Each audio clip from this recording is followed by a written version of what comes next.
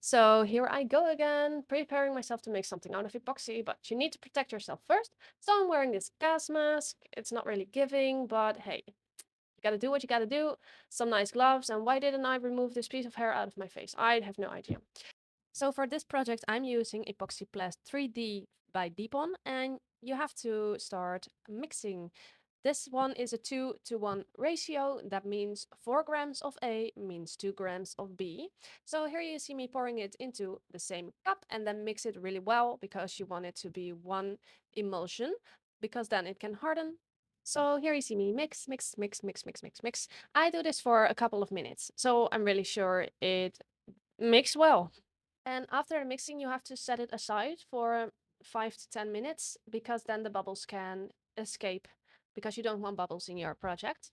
And I always use this time to gather around what I want to fill with the epoxy. So in this case, it is a sterling silver 925 ring, and you just need 1 drop of the epoxy to fill it up. I soldered this by myself, so if you want to learn how to solder silver, I can make another tutorial about that, but that's a whole different case. So for this project, I wanted to use some pigment, and this is a pearl white pigment. And you really have to make it dense, so I'm using a lot of pigment. Sometimes it will not cure as well as you're using this amount of pigment, but yeah, I was willing to risk it because I didn't want to see the ashes I'm gonna put into it. So yeah, mix that around and then gather the ashes.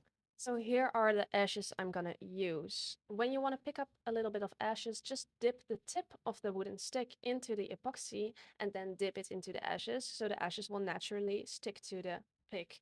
Then just place it carefully in the epoxy and make sure it is fully submerged. That is what you're seeing me do here, and just fill it up as much as you want. Now you're gonna let this cure for about 48 hours, and then we're gonna top it off with a coating.